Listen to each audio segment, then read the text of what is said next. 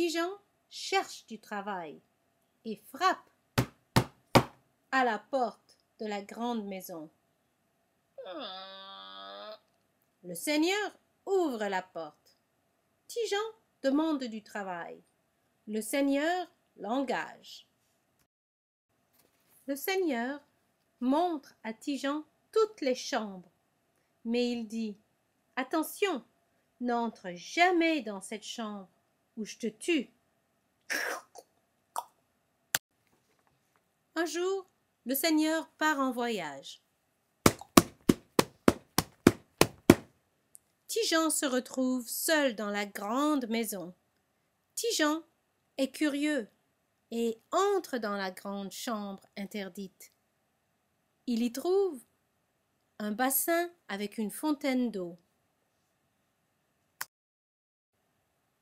Il trempe son doigt dans l'eau.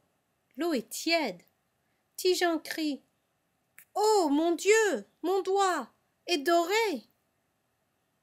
Ti-Jean a peur que le seigneur découvre son doigt doré.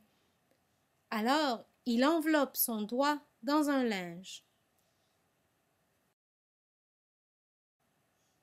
Le seigneur retourne à la maison. Il demande à Ti-Jean « Qu'est-ce que tu as au doigt ?»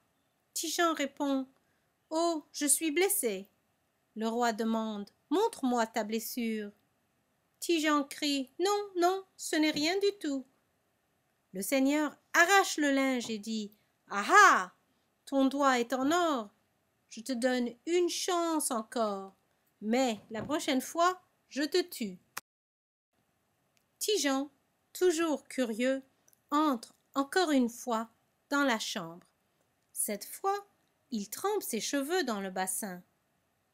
Il regarde dans une glace et se trouve beau. Ses cheveux sont dorés. Il met un bonnet pour cacher ses cheveux dorés et quitte le château parce qu'il a peur du seigneur. Ti-Jean marche longtemps.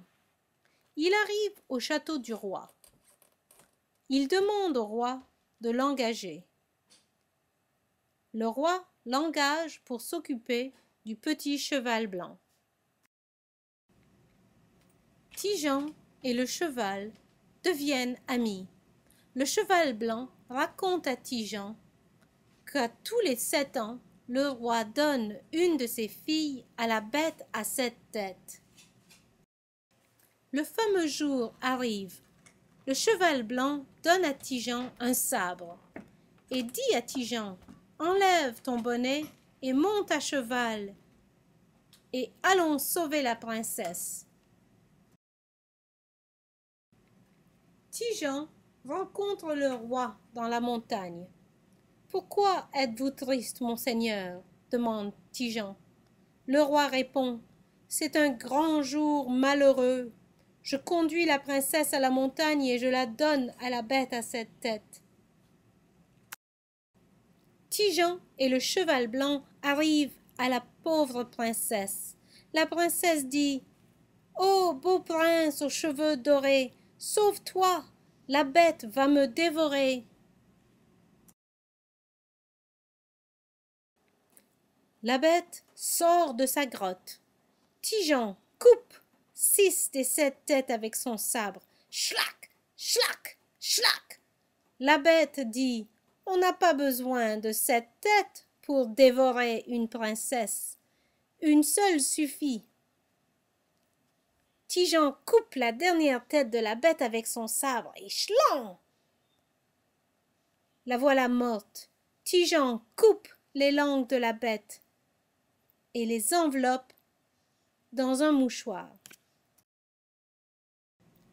La princesse a très peur et elle se cache dans la montagne. Ti-Jean cherche la princesse sans la trouver. Il abandonne la princesse dans la montagne et rentre au château. Un charbonnier trouve la princesse dans la montagne. Il conduit la princesse au château. La princesse est contente de retrouver sa famille. Elle dit à son père « Le charbonnier m'a sauvée de la bête. » Le charbonnier demande alors au roi la main de sa fille en mariage. On fait une grande fête pour célébrer le retour de la princesse. On raconte des histoires. Ti-Jean raconte comment il a tué la bête sur la montagne. Personne ne croit l'histoire de Ti-Jean. Alors, Ti-Jean sort de sa poche le mouchoir et montre les langues de la bête.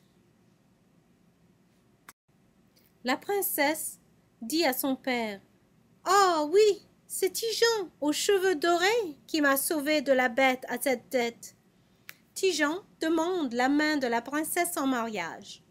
Ti-Jean épouse la princesse.